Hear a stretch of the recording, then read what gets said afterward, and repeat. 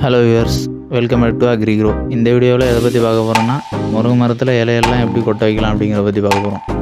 எதனால் அப்படின்னா, பொதுவாக முருங்கை மரத்தை வருஷத்துக்கு ஒரு தடவை கவாத் பண்ணுவாங்க. சில பேர் வருஷத்துக்கு ஒரு தடவை ட்ரிம் பண்ணுவாங்க. கவாத் பண்ணுறதுக்கும் ட்ரிம் பண்ணுறதுக்கும் டிஃப்ரென்ஸ் நிறைய இருக்குது. ஏன்னா கவாத் பண்ணுறது ஒட்டுமொத்தமாக மரத்தை நம்ம வெட்டினதுக்கப்புறம் அதில் கொப்புகள் அதிகமாக இருக்காது, புத்துணர்ச்சியாக தடுக்கும். எப்படின்னா ஏதாவது நோய் இருந்துச்சுன்னா அதுலேருந்து மீண்டு தடுக்கும்.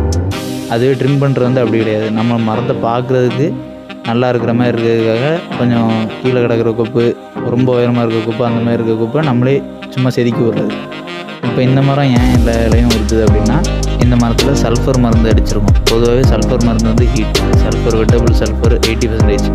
அந்த பவுடரு 1 கிராம் கலந்தடிச்சோம்னாலே தாங்க முடியாத செடிகளுக்கெல்லாம் இலை கொடுக்கும்.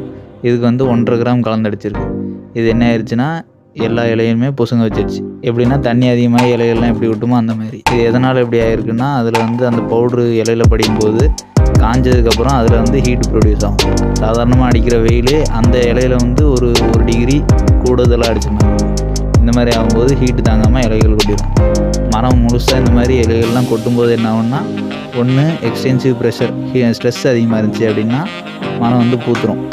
எப்படின்னா அதிகமான ஹீட்டு சன்லைட் அதிகமாக கிடச்சிட்டு இருக்குன்னா பூத்துரும். இதுவே அப்படி இல்லாமல் தண்ணி அதிகமாக கிடைக்குது, மழை மாறி பெய்யுது, பருவம் தவறிய மழையெல்லாம் பெஞ்சிட்டு இருக்குதுன்னா மரம் தழுக்கும். இப்போ இந்த மரம் தழுக்கிற பக்கத்தில் எல்லா இலையுமே கொட்டிருச்சு. இன்னும் ஒரு 2 நாளில் எல்லாமே கொட்டிடும். கொட்டினதுக்கப்புறம் மரம் ஃபுல்லாக தழுத்துரும். இந்த மாதிரி வெட்டி விடாமல் மரத்தில் இருக்க இலையை மட்டும் கொட்டணும் அப்படின்னா சல்ஃபர் மருந்து, sulphur 80% WP wettable sulphur 1 litre தண்ணிக்கு 1.5 கிராம்லேருந்து 2 கிராம் வரை யூஸ் பண்ணலாம். இந்த மாதிரி மரங்களாக இருந்தாலும் யூஸ் பண்ணும்போது இந்த முருங்கை மரத்தில் இருக்க இலையெல்லாம் கொட்டிடும். இந்த வீடியோவோட தீம் என்னன்னா, பொதுவாக ஒரு முருங்கை மரத்தை கவாத் பண்ணதுக்கப்புறம் அது பூத்து பிஞ்சு பிடிச்சி காய் பறிக்கிறதுக்கு மேக்ஸிமம் 3 months ஆயிரும், பூக்கிறதுக்கு 2 மாதம் ஆயிரும். இதுவே இந்த மாதிரி பண்ணும்போது மேக்ஸிமம் பூக்கிறதுக்கு 3 weeks தான் ஆகும், காய் பறிக்கிறதுக்கு 2 மாதத்துக்குள்ளேயே காய் பறிச்சிடலாம். இந்த வீடியோ யூஸ்ஃபுல்லாக இருந்துச்சுன்னா லைக் பண்ணுங்கள், ஷேர் பண்ணுங்கள், சப்ஸ்கிரைப் பண்ணுங்கள்.